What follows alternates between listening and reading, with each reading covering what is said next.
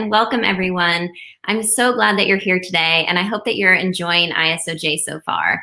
Before we get started with our next panel, I wanted to share a few notes and also give a special thanks to the Knight Foundation and Google News Initiative for sponsoring this year's ISOJ. I want to remind everyone that we do have simultaneous interpretations into Spanish, thanks to support from Univision Noticias. So if you're tuning in via Zoom, you can click on the interpretation globe in the bottom right-hand corner of the screen, select the Spanish channel, and then you can tune into the Spanish interpretation. And if at any point you have trouble with Zoom, any technical issues, you can always tune in via YouTube in both Spanish and English. So we'll post those YouTube links in the chat so you can easily access them. So I'm very excited about our next panel, which is titled Facing the Infodemic, How Journalists Covering COVID-19 Can Fight Mis and Disinformation. And this panel will feature a fascinating discussion with 5 journalists who have been at the forefront of COVID-related coverage and research. The session will be led by Maryn McKenna, journalist, author, and senior fellow at Emory University Center for the Study of Human Health. Maryn actually just finished teaching a massive open online course for the Knight Center, which is the organization that hosts ISOJ. And this multilingual course was focused on helping journalists cover the COVID-19 vaccines. And it ended up reaching over 4,100 people from 160 countries. So we will soon be posting a self-directed version of this course in English, Spanish, Portuguese, and French, as well as other languages, most likely, thanks to UNESCO. So anyone can access those at any point once they're published. And you can visit journalismcourses.org in the coming weeks to find those self-directed courses. So now I would like to turn the conversation over to Maryn McKenna, who will be leading today's discussion. Thanks so much for being here with us today, Maryn.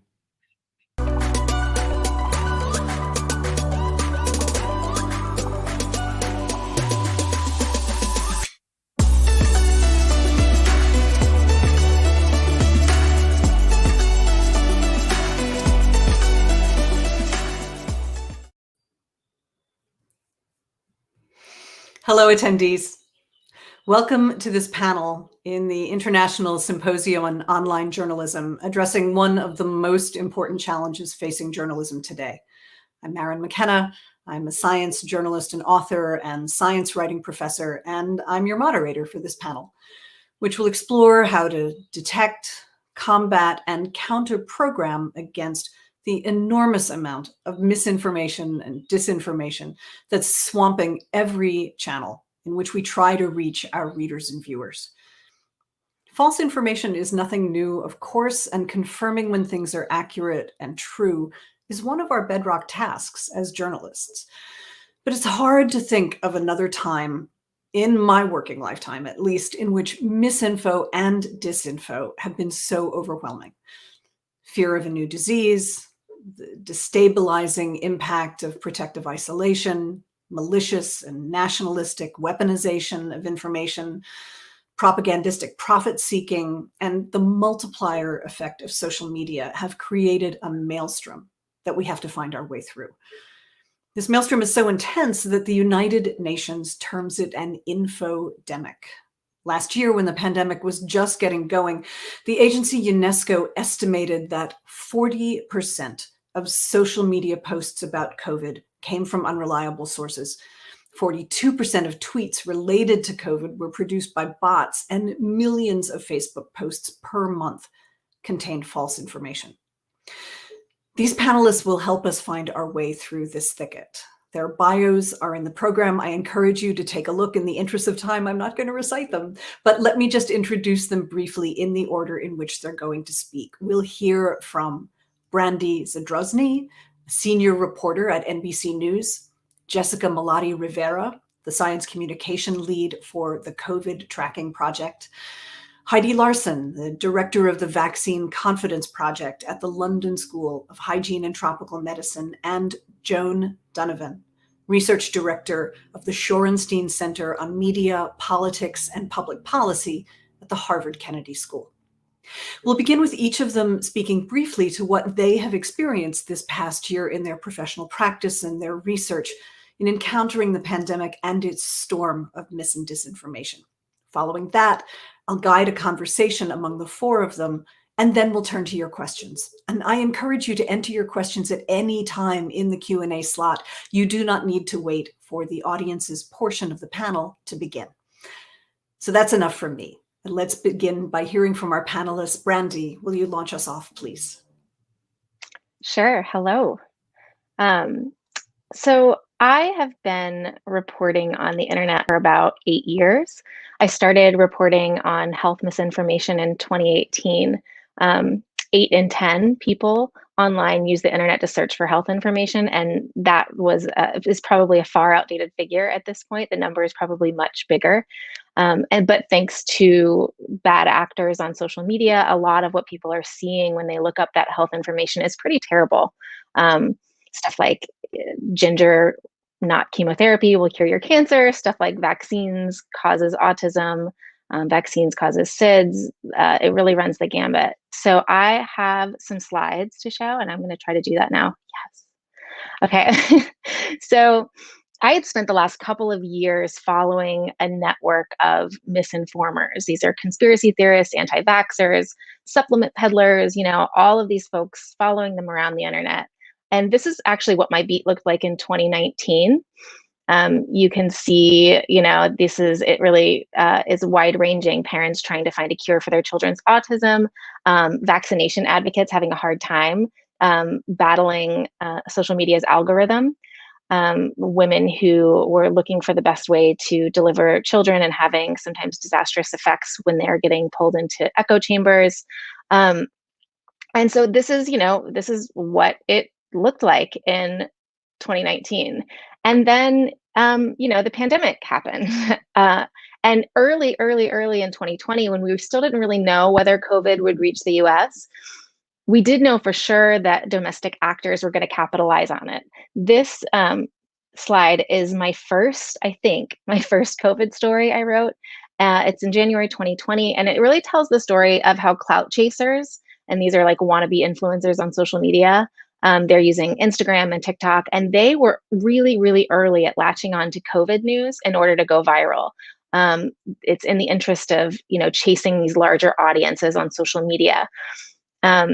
The posts that they were sharing were really misleading. They were sharing unverified, sometimes clearly false information about COVID, and it was really, really moving on social. Some of the accounts were only a few days old, and they had already reached millions of views. They were at the top of search results for almost every brand of social media. When you first looked for COVID, you found just all of this junk, and they were doing it with this mix of fear mongering and racial stereotyping. And what this story for me was, it was really the canary in the coal mine. It showed for me just how unprepared the WHO, Centers for Disease Control and Prevention, public health advocates, but more than that, social media companies, how just unprepared they were to deal with this moment, this information vacuum. And then what we saw over the next few months was other bad actors. And Let me just flip this slide. So we start to see the misinformation shift, and we saw other actors want to capitalize on that. And so these are anti-vaxxers, far-right politicians like Tom Cotton, eventually the president, were utilizing this vacuum to push their own agendas. So we really sought to tell that story. And the way that we did that was, at the very beginning, we made a very clear line about what our role was, right? We were not fact checkers. We were not debunkers. Instead, my mission was to sort of pull back the curtain on the people spreading disinformation, the tactics they used, and the platforms, how the platforms profited from the spread. And then finally, the toll, of course, those lies take on individuals and communities. This story now is about the video, The Plandemic. And Plandemic was this very glossy documentary style video. It was just clear misinformation throughout the whole 30 minutes. It was this discredited doctor saying stuff like that going to the beach will cure your coronavirus. And, COVID-19 is actually not so bad, downplaying the severity. It was clearly false, but it was so false that a fact check was almost impossible. And so we wanted to discover, how this video was flying and sort of why it was flying. And what we also wanted to do was highlight the fact that it was bringing together an audience and a group of people who were pushing it, who were from really disparate communities online, anti-vaccine groups, QAnon followers, far-right extremists, and they were all coming together to push this misinformation. And this is the beginning of that sort of camaraderie and that cross-fertilization. And then as the year went on, we saw it move into even more political sphere, this misinformation. And this was really kicked off with the America's Frontline Doctors videos for us. And this is when, a group of people in white coats got together at the base of the Supreme Court steps, and they said a lot of incorrect things about hydroxychloroquine and about this, again, the severity of COVID, that it wasn't that bad. And we could have fact checked that, but it made more sense for us to say, why is this spreading? And it was spreading because it was sparsely attended. There were only like 3 or 4 people actually there, but it was broadcast on Breitbart News, live streamed, over 20 million people saw it. And then as we reported, we found out that it was actually backed by a political Tea Party movement, the same group that is partly responsible for convening people at the Capitol. So we can see how all of these are connected. Political extremism and health misinformation. So that's just a really brief brief look into our year of chasing this increasingly political and dangerous health misinformation.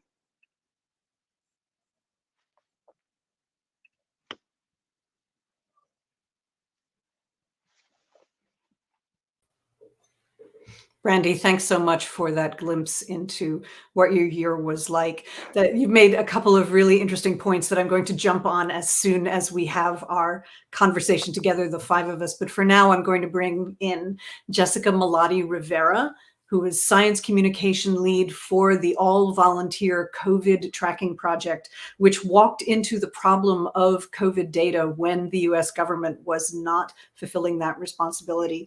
Jessica, please tell us your thoughts about misinfo and disinfo and what your experience was. Gladly.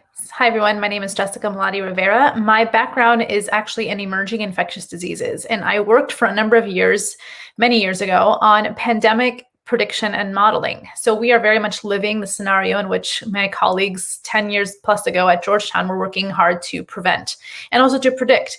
And so I will say that folks who have my very specialized background of emerging infectious diseases know that when you have an outbreak of a pathogen, you can almost certainly guarantee that there's going to be an outbreak of bad information too, that an infodemic comes hand in hand with epidemics and pandemics. And that has been the case since the beginning of time. We can trace it back to even when the smallpox vaccine was derived and folks were spreading information that if you got the smallpox vaccine, that you would turn into a cow because of how it was derived from the cowpox virus. So this is something that comes at no surprise for those of us who've been in this space for a long time. And what was probably the most concerning was we called it kind of early in 2020 that at some point, we expected a vaccine to be part of the arsenal in responding to this pandemic. And what we were seeing was not just years of defunding public health and defunding things like biosurveillance. There was just an overall lack of prioritization in science communication.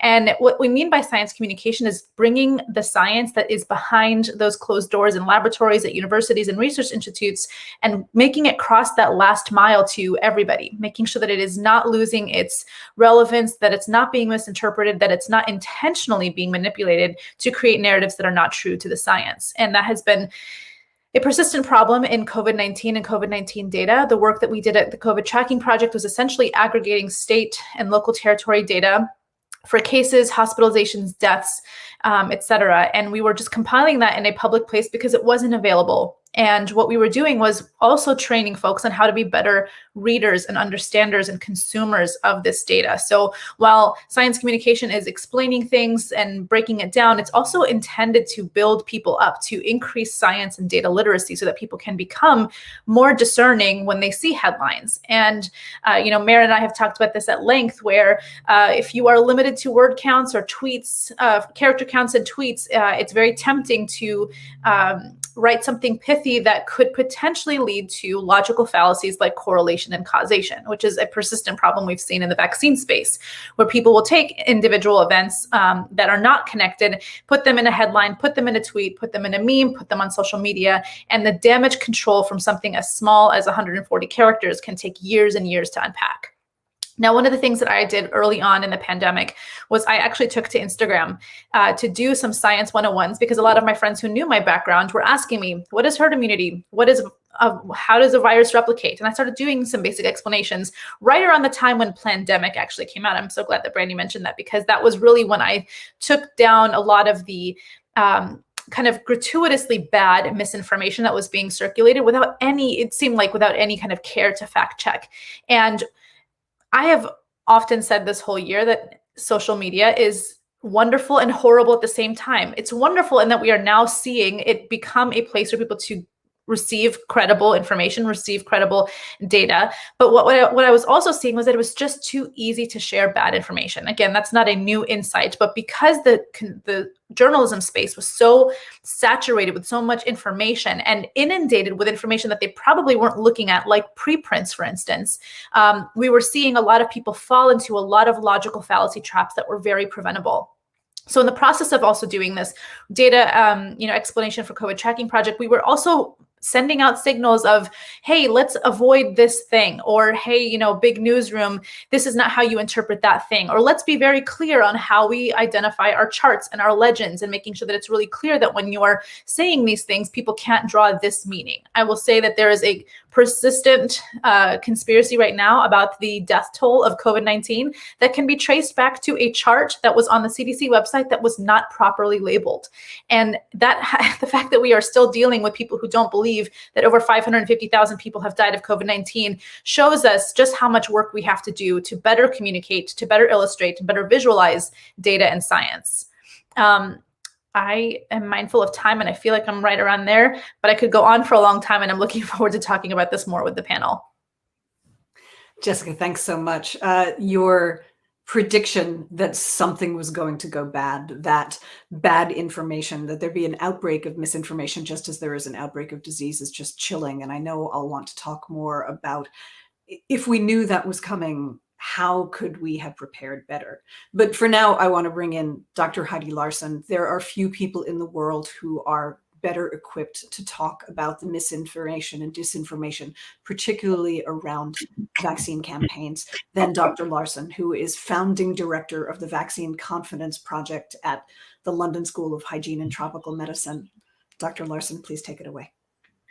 Thanks very much. I really appreciate the last two speakers. I founded the Vaccine Confidence Project about 11 years ago now. I had been UNICEF's lead on communications and strategies for new vaccines around the world, and saw this was 2000 to 2005, this emerging trend, epidemic of more and more people questioning and refusing vaccines in pretty remote corners of the world. And it wasn't anything that was in the news, but then I would come back to my office in New York at the UNICEF headquarters, and I would get phone calls from people there about, is UNICEF giving MR vaccine, only measles vaccines, because there is a problem with the MMR vaccine. And I said, actually, they just can't afford the MMR vaccine. But then I realized there was something brewing here, and that's when I left to set up the Vaccine Confidence Project to try to understand what was driving all this. One of my, we don't have any magic answers, but we have a much better sense of the scope and scale of it around the world, and that it changes. I just did an editorial in Science called The Volatility of Vaccine Confidence, and it's really like political opinion polling. I mean, 10, 20 years ago, vaccine sentiments were pretty stable. And you knew who the groups of persistent refusers were for either religious or philosophical reasons or a marginalized group. That's out the window. There's no the stability.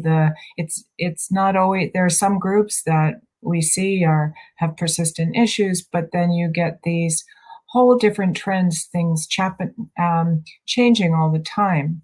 And it was against this background of 10, almost 20 years of studying this phenomena that was growing, and then came COVID.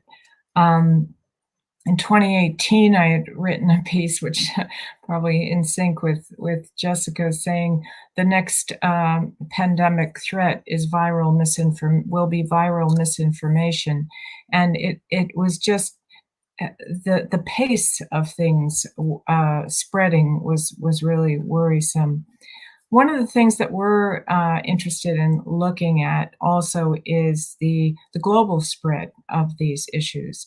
The U.S., we've started doing initially more online news media monitoring in 11 years ago, because the social space was not as ubiquitous as it is now.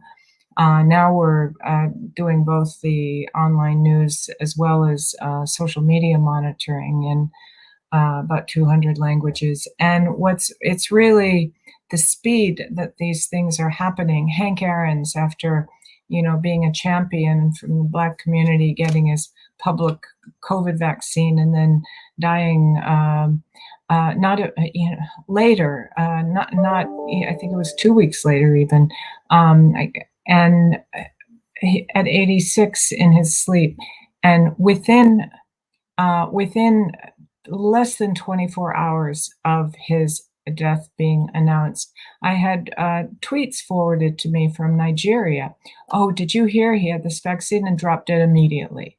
That was what was going on around Nigeria. This was within 24 hours. And we see these spreads, and from our network, for instance, in Africa, they say the fountain comes from the US, but then it gets repurposed, reframed, reshaped, and then moves along. And the worrying thing is, well, one, that it's misinformation, but we look at, sometimes I'm concerned that there's a disproportionate attention to fact-checking and misinformation, because it's like clipping off the head of weed, so to speak, and letting the roots keep growing, because there's deep emotions behind these pieces of misinformation, and some of it is quite accidentally shared, and some of it is, as we heard from Brandy and Maryn in the introduction, purposeful bad actors, as they say, who just want to disrupt. But I think what's concerning sometimes is just looking at that information and not what's driving it, and not looking at the fertile ground that's allowing it to keep flowing. We need both. We absolutely need the fact checking and correction.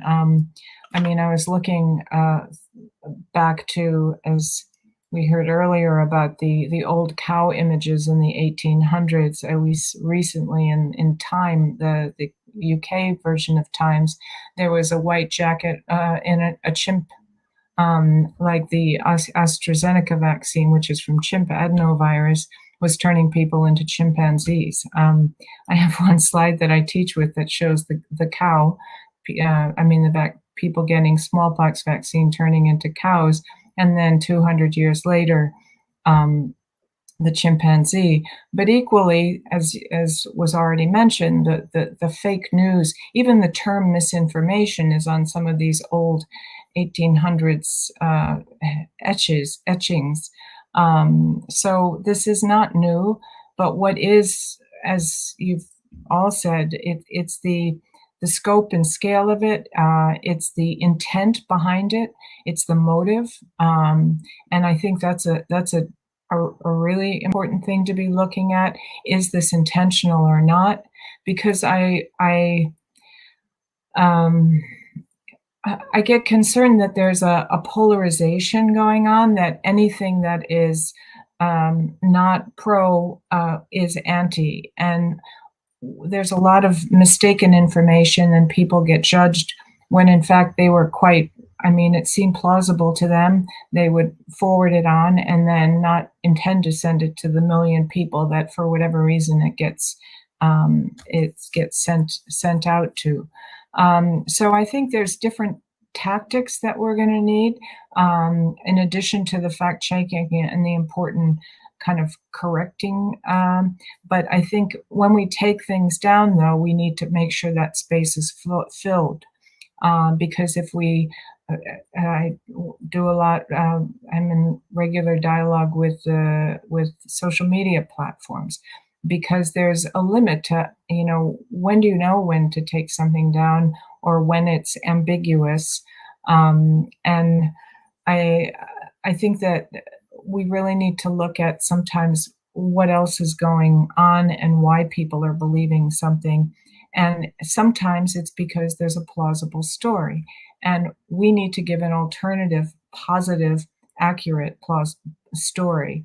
And one of the things we're doing with our social media is not being confrontational with it, because I think we all know that you don't kind of directly confront and risk amplifying negative information, but use that to inform where we need the positive stories, because what it says is that people are looking for that. They're looking for an answer. And in the context of COVID, looking for answers more than ever. Hyper uncertainty, constantly changing environment. The latest one, and then I'll wrap up, is in Africa. They got shipments of these vaccines, and that have an expiry date on them of April 15th. And many of these countries were going to be burning 60,000, other shipment of 19,000. They were about to destroy all these vaccines when they heard from WHO, don't do that. Actually, they didn't really mean April 15th. You can do it for longer. How do you explain that? So it's a lot about coming up with a plausible reason, so it doesn't look like it's a lot of confusing science, but actually there's a reason for it. Thanks. Sorry to ramble on. As Jessica said, a lot there to talk about, but I appreciate so much. On the table. I appreciate all your comments so much, and there's so much in what you've said about the people's need for reassurance, about the deep emotions they feel around some of the things that are going on. And also, as several other people have said, that we could have predicted this problem of mis and disinformation. And in fact, it sounds like you did predict it several years ago in an op-ed. So these are all things that we're going to talk about in a few minutes. But first, I want to turn to our last speaker, Dr. Joan Donovan, Research Director of the Shorenstein Center on Media, Politics, and Public Policy at the Harvard Kennedy School. Implicit, I think, in what the others have been talking about is that this is not just accidental, that this problem of mis and disinformation exists within an ecosystem of information and data. And I don't think there's anyone that I would trust more than you to understand this 30,000-foot view of what the platforms and the actors are here in this problem. So please talk to us about that.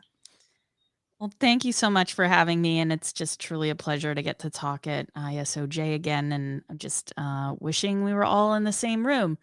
I want to talk about things in the minute because right now we're going through another information crisis related to the pandemic, where there are two trending topics on Twitter that are currently being gamed by different networks of motivated misinformers. One related to the CDC relaxing guidelines about vaccinated people in public.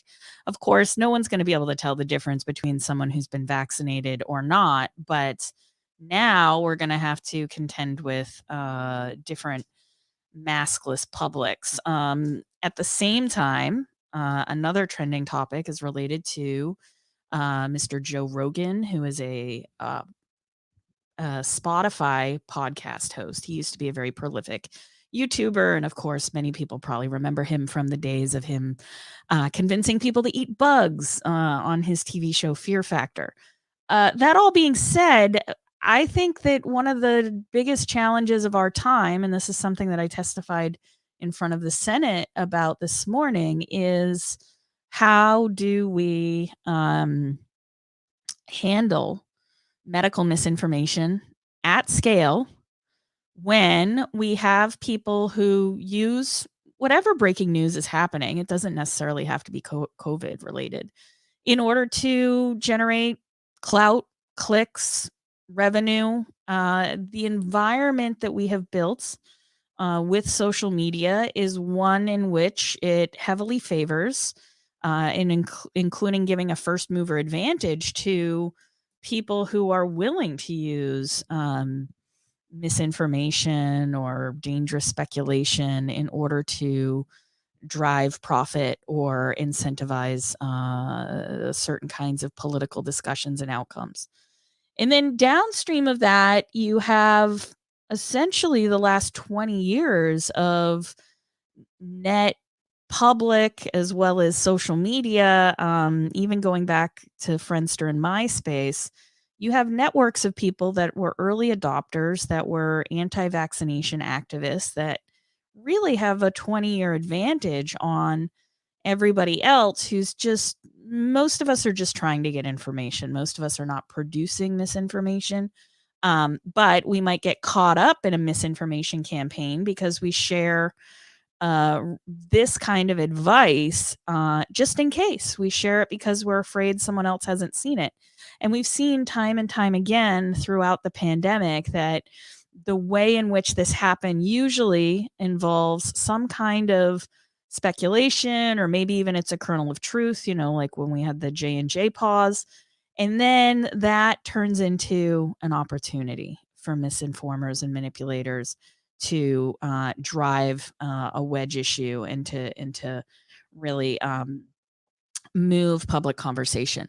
The stuff that we study at the Shorenstein Center in particular, and you can look at it on mediamanipulation.org, is related to how media manipulation campaigns are formed, how they then get spread across the web, who responds to them. That is the most crucial aspect of a misinformation campaign, or really is the determinant as to whether millions of people see it or not, is does it break out of the networks of people that already believe it and reach audiences at scale? Usually that requires a politician or a journalist or a celebrity or somebody else to act as an amplifier, or an algorithm to act as an amplifier, because if you can make things trend or get them into recommendation systems, then certainly many more people are going to see them. As we study this, though, we look also at mitigation. What kinds of things work? And it seems like with the medical misinformation that we are really trying a lot of different things, including labeling and takedowns. But what we lack isn't necessarily just a plan to counter misinformation. We do not have a coherent strategy for delivering timely, local, relevant, and accurate information to the public, which is by and large what we need to have, especially as people are trying to figure out how to get the vaccine, or so if you're Googling something, for instance, like where to get vaccinated, and you search for that. You're likely in many instances across social media or in Google search not to just encounter information that you're seeking, but also to encounter this misinformation. And then lastly, we look at the adaptations of persistent manipulators. That is, if this is truly an industry, which it is now, we see these small networks of people that are highly motivated, adapting to any rules that platform companies create. Platform companies are always going to make rules that are very limited in scope, of course, because they do not want to in some instances, there's jokes about if you were to change the algorithm at Twitter, all the lights would go off, which is to say that it's fundamental and interconnected to the product. Tweaking is not going to win the day these days, especially around tweaking the technology. We actually need to have a whole of society approach to grappling with misinformation at scale. I'll point you to on mediamanipulation.org if I can figure out how to work the chat function. We have a report out called Mitigating Medical Misinformation, a whole of society approach to countering spam, scams, and hoaxes. And a couple of the pages in here I think are going to be relevant for anybody listening that's a journalist or a public health professional, which is to say that we have a decision-making matrix about how do you evaluate misinformation, how do you evaluate its spread, and then who do you call into help when you want to counter something, when you've made the determination that it has in fact reached enough people that there needs to be a public health sector response to a mis and disinformation campaign. I say that all with the huge caveats that the way in which we study these problems often is intimately tied to the solution set that we come up with, which is to say that we need a lot more information about exactly what Professor Larson was talking about, which is on what basis are people making determinations about, I don't necessarily need to trust the vaccine in order to get it, right? And so what is that tipping point, or what is that thing that people are hearing, or is it repetition that they're hearing the same thing a lot that makes them think I should or shouldn't get vaccinated? And then we have to match that with the actual supply of the vaccine, because you can't really have a true refusal if the product was never on offer anyway. And so those are some of my opening comments, and also big thanks to Brandy over the last year and more. Brandy has really helped me stay ahead of the curve in terms of figuring out exactly where misinformation is going to land next. And so very thankful for all she does and all the journalists on this beat who deserve a vacation. Joan, thank you so much for those comments. You have said such just fascinating and provocative things, and I have so many questions. But now the five of us are going to talk together. So if the moderators can bring everybody back onto the screen, I am going to launch some questions at all of you based on some of the things that you said. I have a lengthy spreadsheet here already. And then audience, after about 20 minutes, we will attend to your questions as well. We can see them in the chat. We are reading them already. If you have any questions that occurred to you as the four panelists were talking, go ahead and put them in. If anything occurs to you as a result of the things we say now, go ahead and put them in. There is no point at which it is too late to ask a question. So the first thing that I want to ask is that several of you said that, starting with Brandy, that it was predictable that there was going to be some effort at mis and disinfo around this pandemic. Brandy, you said you knew from the start that domestic actors would try to capitalize on this. Jessica, you said it is predictable that when there's an outbreak of disease, there will be an outbreak of misinformation to follow it. So I'll get in a moment to the question that Joan posed of what do we build? But how could we, for any of you, how could we have been better prepared if we knew that this was coming? Maybe maybe Heidi, you could start, because you did write that op-ed a couple of years ago, predicting that viral misinformation would be a problem in a pandemic. What would you have wanted to see happen? Well, I think we made a lot of there was a lot of assumptions in the public health community that it would be so bad that people would finally wake up to the value of vaccines. In fact, it was. I think there's a big, a lot of hopeful thinking in the public health community that facts will reign, that the science will win in the end, but not putting that energy behind it to make that happen. So the thing that I would have liked to see is more effort on the side of the public health community and science community to go where people are, to start to already build those relationships and start to engage people and get followings. But they are, I mean, a lot of health authorities, it's already a stretch to send an appointment reminder with SMS. That's their digital health.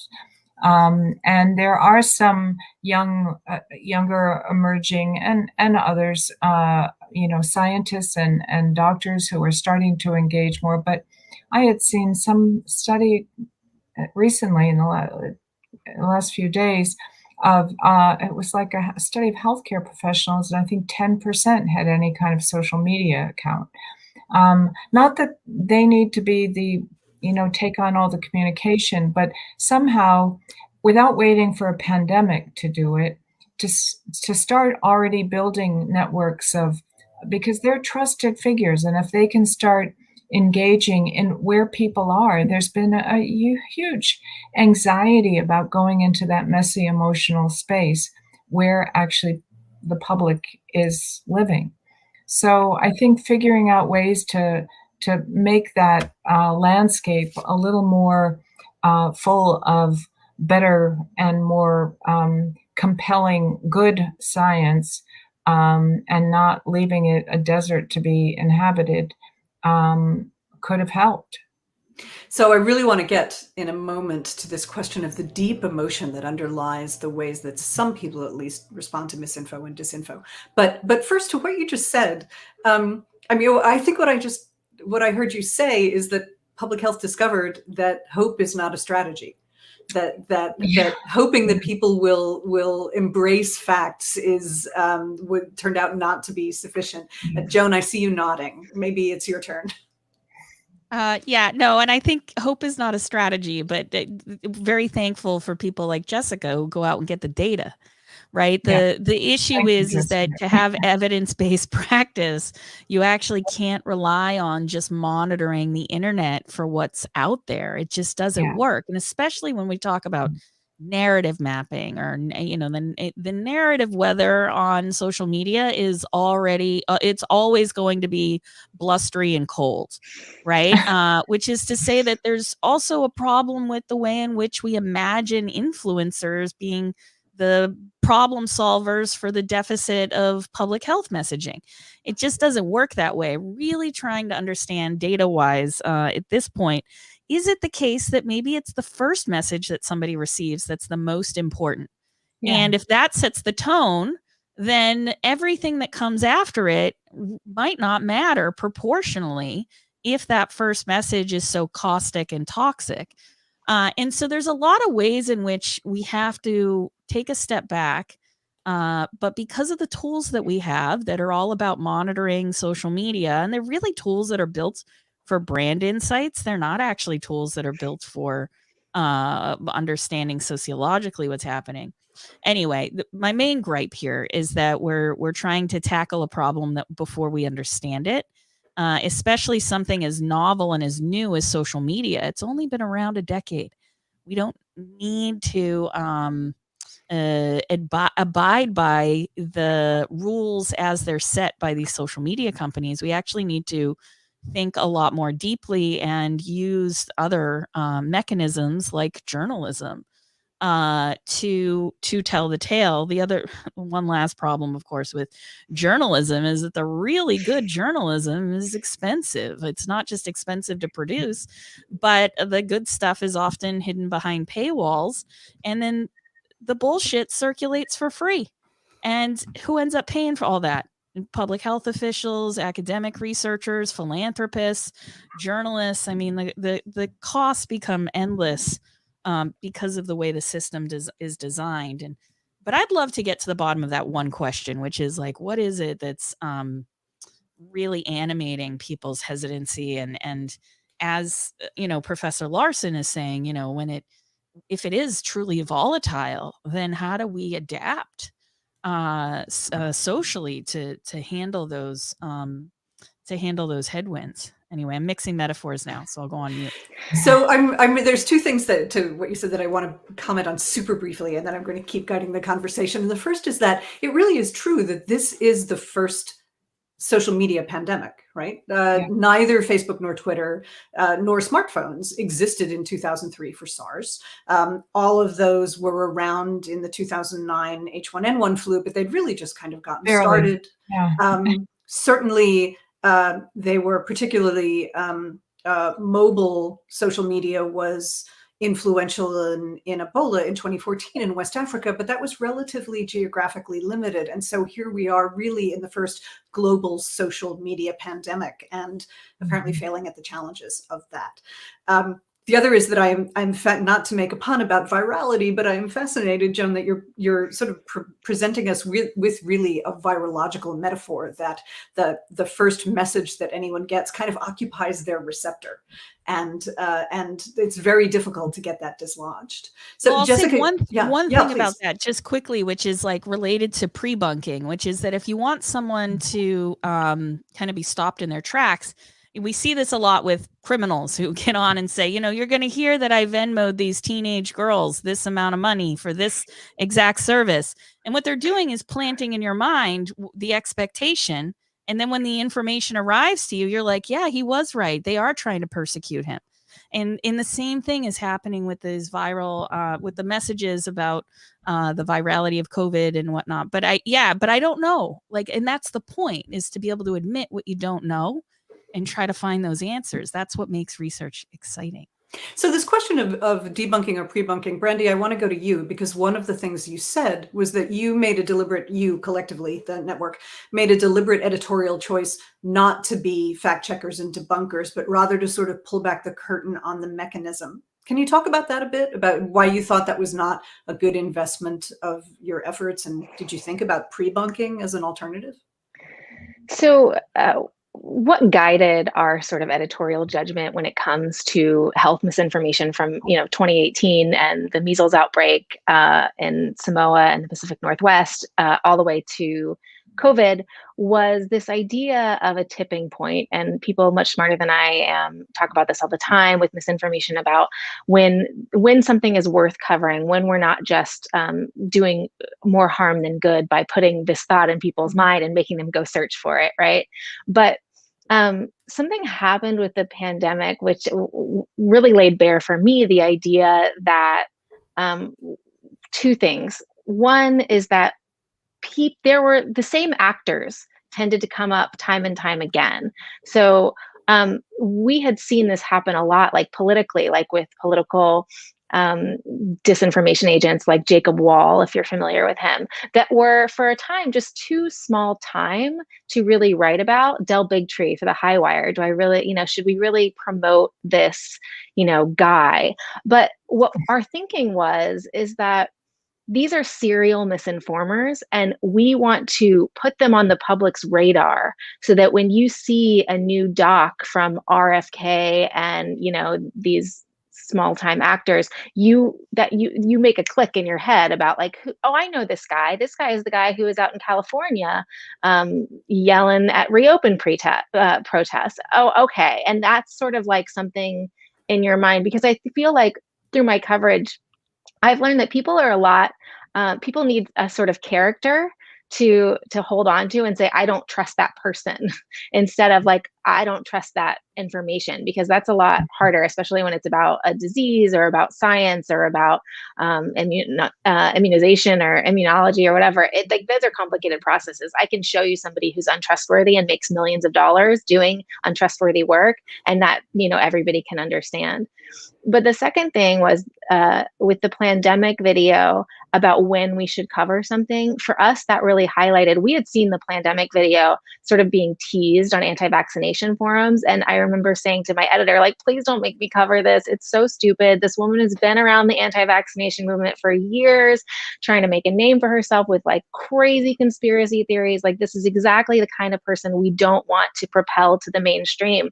And then social media proved me to be an idiot, because we are no longer gatekeepers in the same way that mainstream media once were. Like, people are going around, and so it was to the point where like my mom and like editors in the newsroom, like their parents and aunts will be like, what is this pandemic video? And by the time that we actually had a really good piece of journalism to put out on this woman, Judy Mikovits, and the documentary maker in this particular video, it was too late. It had already been seen by millions and millions of people. It was already cemented in people's minds. And so that makes us want to, and what we do now is when we see something bubbling, I start to write. So by the time that I'm like, this is actually going to take off, we have a piece ready to go. RFK Jr. just put out this new doc on the vaccines targeting the African-American community, Black, Indigenous, people of color. And we saw like a thing saying coming soon for it. And I got with a writer that works for NBC BLK, our vertical, our Black vertical. And then we sort of got together and wrote an article that was done, fully baked, and just waited for it to come out. And the second he said, click on this link and it's ready, we had something first. So anytime anybody Googled that, they saw our article first. And that's what we try to do. We try to do not just pre-bunking, but front loading, right? The educational term, front loading with like information that gives people a frame of reference for what they're seeing. So I want to put a pin in this idea of, we know who at least some of the bad actors are, because some of the members of the audience are asking questions about prominent people in their areas or countries who are known to be helping with the spread of disinformation, and how do they combat that. But I want to go back to Jessica, because I'm thinking that at the COVID Tracking Project, you had a unique perch in which to see both the arrival of epidemic data and the arrival of misinformation and disinformation kind of marching together. And I would love to hear, as you saw that, what were some of the insights that you came up with about what should people who should have been putting out good messages, what should they have been doing that you did not see happen? Right. I agree with so many of the things that my fellow panelists have said, and I would want to start by saying there is a science to science communication. It's kind of like what Brandy said. It's the discernment of knowing what things to breathe more oxygen into and what things to say. These are so fringe, so outlandish that they truly will not have any traction. And sometimes discerning that is really difficult. So I would never say you're an idiot, Brandy. I just think that the pandemic was unusually wild in that regard. But I will say that our efforts to, at least on social media with regard to that, as a quick tangent, did cause a news network that was intending to air it on public television to cancel that because of the outcry from a number of people who were in the science community who said this is outrageous. So, sometimes it does work to have the kind of collective social media say, this, we don't want this. But that said, the things that we were seeing, and that's partially why I was saying that if we continue in the debunking role, it'll just be whack-a-mole forever. You'll never get ahead of it. You'll constantly be just putting out tiny fires, but there's like a giant forest fire behind the scenes. And instead, it's the front loading, it's the pre-bunking, it's the increasing science and data literacy by setting good practices, right? So for us, when we were getting feedback from newsrooms and even from individual data users to say, how can you do this with the chart? Can the chart also say this? It got better through this kind of very call and response relationship that we had with our data users, so that when people were able to see either a 4-panel chart that was talking about cases, deaths, tests, et cetera, in a jurisdiction or nationwide, it had the totality of the evidence, right? There wasn't something that you could say, oh, I'm going to connect these two things and say one of them is causing causing the other trend line. It was a full picture. And we wanted that to be the case with every piece of data visualization that we created, every piece of content that we created, that on its own, it couldn't be manipulated. Now, granted, that doesn't stop a bad actor from actually turning it into something that it's not, but at least we know that the kind of diligence is there, that the caveats are there, the disclaimers are there. And then we actually multiple times wrote exhaustive warnings of, when you see these trend lines happen, this is probably not what's happening. When you see this, pause before you correlate it to that. People would always say, okay, but what about states who had mask mandates the whole time and their COVID case numbers were down? But then you're like, okay, let's take 10 steps back, right? Let's look at all of the figures and understand that in order to make a discerning choice here, discerning, judgment here, you have to understand that all of these are pieces of a puzzle. And to train people to look at data comprehensively was helping them understand what they were seeing in headlines throughout the pandemic. And I still think that we're seeing this kind of over-reliance on certain calculations to kind of diagnose how bad the pandemic is going. I would say one constant thorn in my side is the obsession with test positivity as a way to say, oh, there's this many people testing positive out of this many tests. Well, the fact of the matter is we've never tested enough ever. And because of that, that metric is fundamentally flawed because it's not sufficient in its volume. It's also not equally comparable, right? So I feel like when we look at some of the claims that people will make about data and claims that people will make about kind of public health threats in general, if you take another 10 steps back, you'll see that so many of these claims are truly unoriginal, right? This happens all the time with flu. This happens all the time with measles outbreaks, right? And so many of the claims and the convictions that folks will have from the contrarian side is copy paste from anti-vax playbooks. It's not actually truly based on anything in data. And I think you'll be speaking and communicating in vain if you think that you can outdata somebody with facts, because at the end of the day, it is a fundamental misunderstanding of data with the intention of creating a narrative that just isn't there, right? It's not based on logic. You're going to talk yourself blue in the face if you're trying to tell them that's not how you read this, because there's something very much underlying in that issue. And I also want to add the fact that when RFK announced that thing about the vaccines in the Black community, as a woman of color, I was extremely triggered by that, because I have seen a very sinister and intentional plan to misinform people of color in the United States and people from overseas in other countries. And you see this in every language you can imagine, just translated, like mRNA vaccines alter your DNA. You could Google that in every language, and there's definitely social media content that says the same thing, right? And that is because it is just so viral, right? It is just so pervasive. It travels so much faster. And if we're not inoculating people with the kind of tools of, this is how you actually understand these things, it's how you communicate these things and visualize these things, it's just whack-a-mole forever. That's an amazing phrase. So, thank you for that. I swear I'm going to get a tattoo of that. So I love what you just said, Jessica, about how you were sort of strength testing or force testing the things that you were putting out at the COVID tracking project. And what I want to ask, and this is probably going to be my last question, and then I'll bounce off you some of the questions from the audience, which there are many more than we can get to. I'm sorry, everyone. So what's our toolkit? Joan, you talked about how this challenge of we need to understand first that medical misinformation is being spread at scale, and second, that the people who are doing it, some of them at least, have made a profession of this, that they've been doing this for decades, and that journalists who think they are just going up against an individual person who's passing along something that their auntie put in the family group chat is fundamentally deluded about exactly what they're up against. So what should we be building, and who are the right people to do this? Joan, I'll start with you.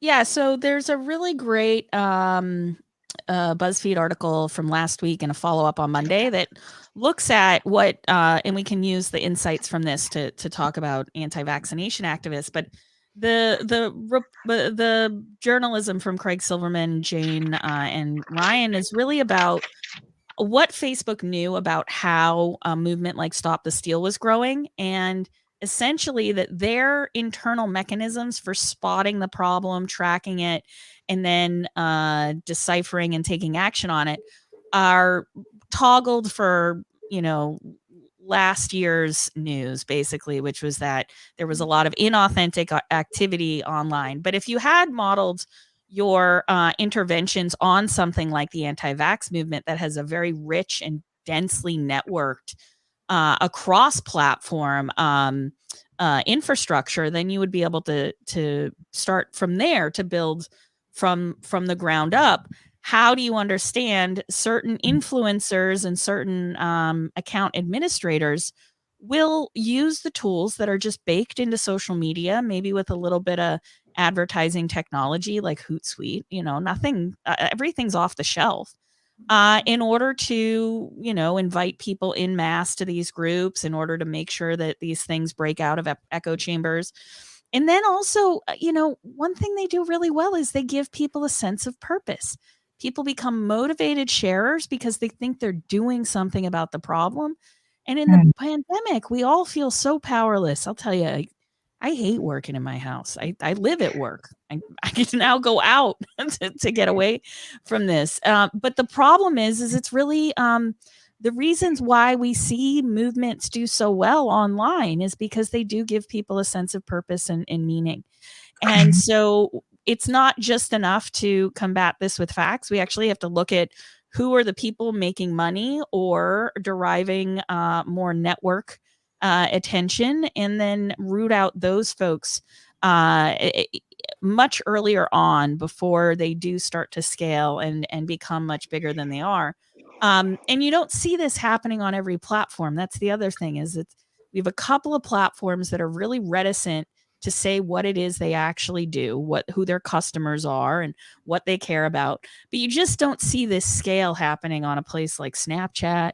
You don't see it happening in a place like Twitch as much. And on Reddit, Reddit has built up systems that allow people to tag content, which makes it a little bit more easy to decipher. But at the end of the day, tactically, we're going to have to take a whole of society approach. It's going to take journalists talking with public health professionals, talking with technologists, talking with policymakers, and even academics are going to have to kind of draw a line in the sand and say, this kind of amplification is dangerous to the health of our society. So this is a good time to move to some of the audience questions, because they are asking questions about some of the things that you're saying. And I think this also goes, what you're talking about in terms of that identification and feeling of belonging and contributing to a cause also goes to the point that Heidi made about that these messages have a deep emotional resonance for people for whatever reason. So a number of the audience members are asking us, how do they combat mis and disinfo when it's being spread by someone who's socially or politically important, whether it's the president of a country or a major celebrity or someone, as in the example you gave, Joan, someone who has an unbelievably massive social media following? What are strategies for disentangling the sense of belonging people feel with those figures from the messages that those figures are putting out? I will let any of you take this. I would say that I think deplatforming is a really important tool that social media groups can use. And I think that as social media groups are playing catch up on so many of these bad actors who have huge platforms, the removal of pages like Del Bigtree and RFK Jr. and Sherry Tenpenny on Instagram, those are meaningful changes. Now, it is kind of like cutting the head off the dragon and realizing there's like actually a bunch of heads underneath, because they have so many different people who amplify the message. It does at least create some trust in the sense that when people are calling out the main drivers of this, that you can believe that it's actually, connected to somebody who is not trustworthy, who is not an expert, right? And I think that so many of the tone of so many of those messages do come off as truth telling and freedom fighting and liberty obsessed, kind of like martyrdom. But when you actually take down the people who are doing it, and liberties aren't being eliminated and people's rights are not being like lost as a result, it kind of reinforces the message that these are not trustworthy sources. I also think that calling them out in even academia is really powerful too. So I actually contributed to a paper not too long ago that was written shortly after President Trump's comments on disinfectants and UV lights. And we did a Google search trend study on what people were looking at after his remarks. And we saw a noticeable spike in people looking up bleach, disinfectants, UV lights, etc. We also got publicly available data from poison control across the country, and we had an actual spike in public poisoning that happened in people's because of people's search trends based on comments that were made by the president at a press conference. So that actually does a lot, even in the academic sense, to say, you know, we have data to validate that this is a harmful thing to say, and that this causes public perception and public trust to shift, and we can measure it and publish about it. Does anybody else want to answer to this question? Well, I do think, I mean, getting back to your point earlier about the ecosystem of information, while the amplification problem is very much a social media issue, these guys go offline and big time. I mean, you know, these movies, whether it's Vaxxed or Plandemic or whatever, you know, they're in theaters, they're doing bus tours, they're on the steps. I mean, Wakefield was like on steps of town hall in Warsaw. He was in naturopathy conferences with 20,000 people. I mean, these guys have their networks and amplify them in other spaces. And I think it was a few years ago, the rapporteur of the UN High Commission of Human Rights was concerned about governments, like, you know, putting these restrictions on or calling for restrictions on social media, just because of the precedent where authoritarian states could use it, like Modi is right now, and others. But one of the things they did say in that report was also any restrictions you put on one medium needs to be across all mediums. But, you know, but it's different. But I think what's happening is, as someone had mentioned earlier, you know, they're constantly rejigging their strategies to kind of get around whatever restriction there is. So turning statements into questions, which are much harder, you know, to do you know the risks, rather than saying, you know, don't take that vaccine, it'll kill you, because they know now that'll be taken down. But if they say, do you know what's really in a vaccine? So instilling doubt and questioning, which makes it much harder to kind of undermine it. It's a bit of a side comment. It's not germane. So this goes back to the point that Joan made in her remarks, which is that, again, that mis and disinformation are professionalized, that these are people who are have done this for a long time, who have refined their strategies, who are remarkably creative and nimble in and multifarious. I mean, there are a lot of them, both sort of true believers and people who think they're helping. So a question that a couple of people are asking in the chat is this a workforce issue?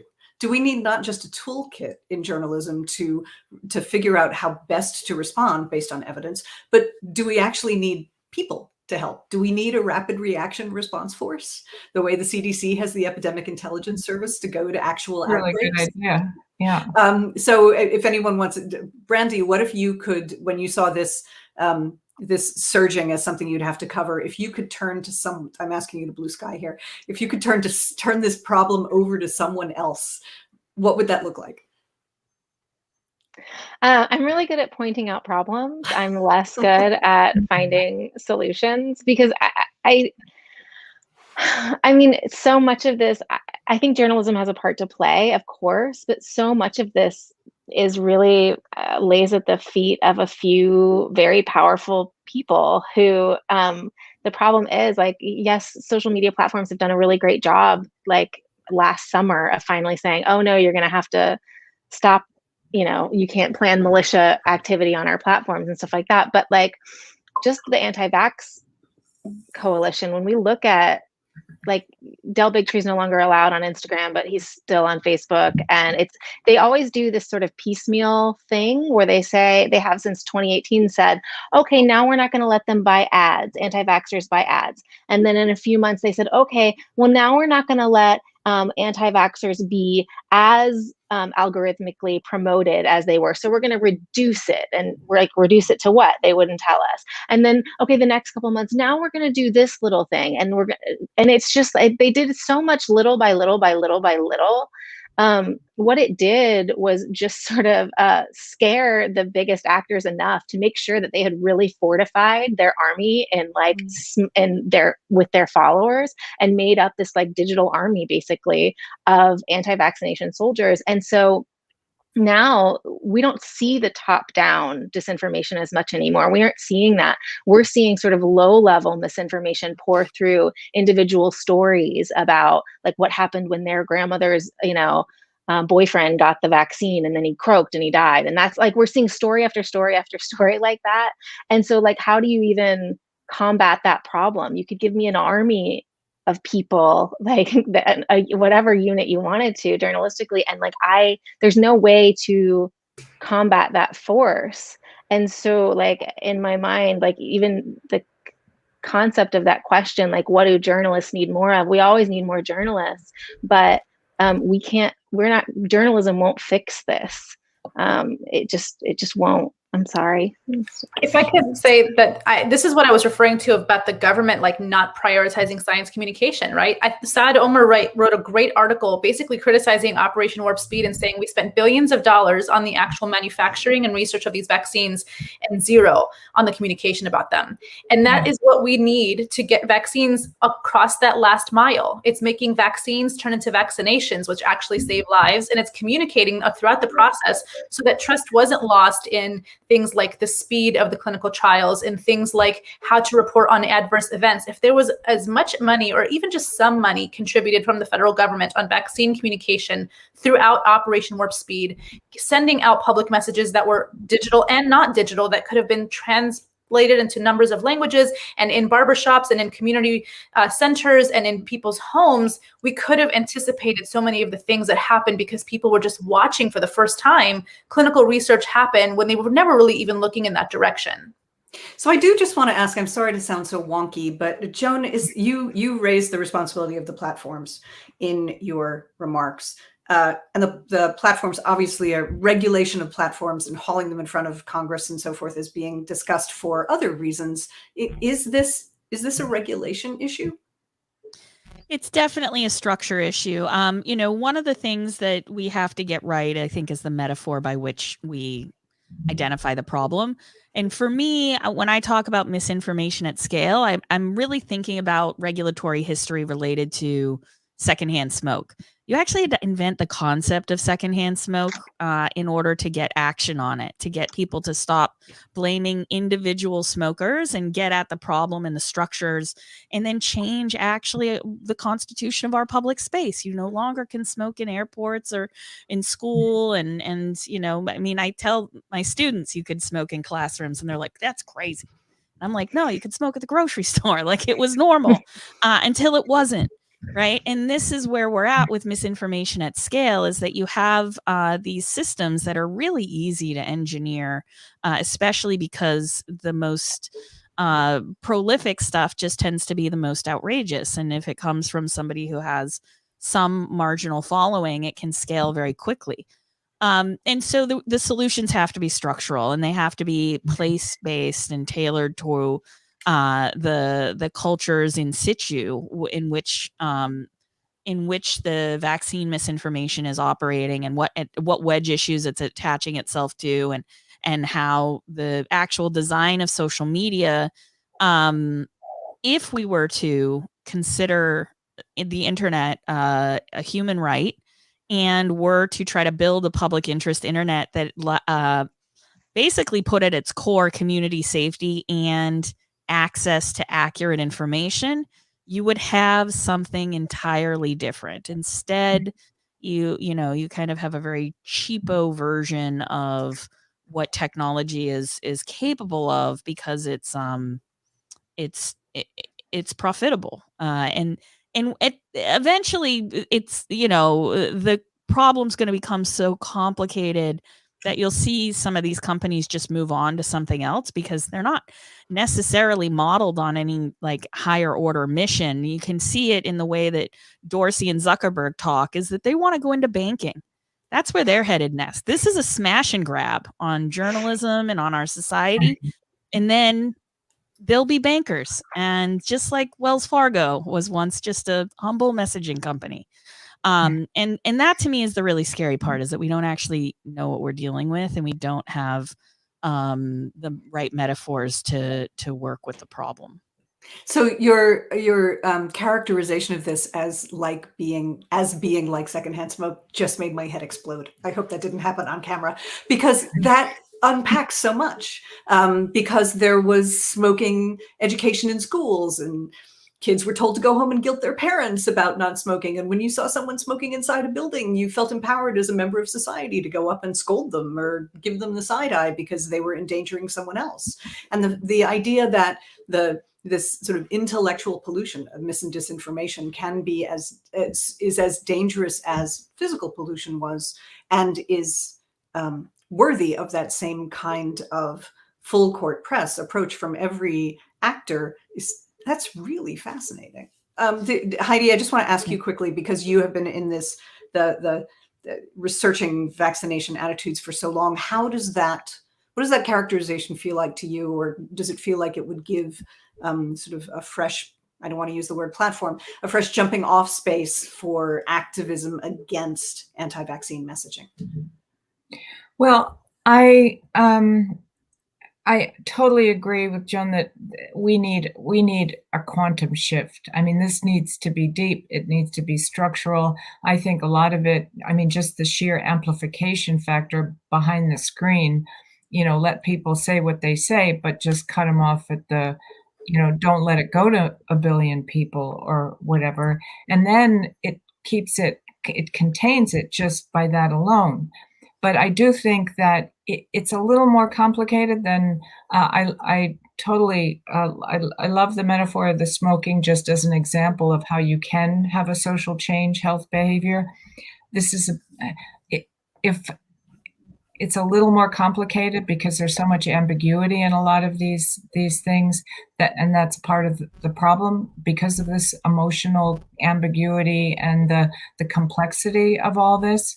But I think, and I totally, I've had long conversations with Saad. It's appalling. It's criminal, the lack of investment in communication of any sort in vaccines. When we had the first 6 vaccines in the 80s, there was a huge investment in engagement, in communications around the world. We got like rates going from like only 20% of the world having vaccinations to like 80. But there was a massive, massive investment in communications. I wrote something with John Hopkins when I was in UNICEF like 15 years ago. Why invest in communication for immunizations? And we used a bunch of case studies. It was simple then. We didn't have what we have now, and they still weren't investing. I can't tell you the lack of funding in this space. We run on the heels. I mean, I'm in an academic institution, so I get cheap labor. Excuse me for saying, but people are doing it because their incentive is that, they get to research, they get to, write things. But it's shocking. And what the public's funding agencies say is, we don't want to go there. It's too toxic. So I see everybody moving in their chairs like they want to say something more about this. And I am so sorry, but I have to cut us off because we are at the end of our slot. So much has been said. This was such a rich conversation. I wish we could keep going. Thank you all so much, Brandy Zadrozny, Jessica Malaty Rivera, Dr. Heidi Larson, Dr. Joan Donovan. I'm Maryn McKenna. Thank you all so much here in the symposium and on YouTube for watching this incredibly provocative and enriching discussion about the problem of mis and disinformation in COVID. Thank you. Thanks. Thank you, everybody. Bye-bye. Thank you so much. That was indeed very provoking and such a rich conversation. I found myself just jotting down a lot of notes and highlights from it. So really appreciate your insights, Maryn, Jessica, Joan, Heidi, and Brandy. And I did see too that Twitter was abuzz with lots of quotable highlights from the panel. So I can tell that it really resonated with our audience as well. And this is a panel that I think journalists will want to turn to as an ongoing resource in the coming months as they continue grappling with the infodemic.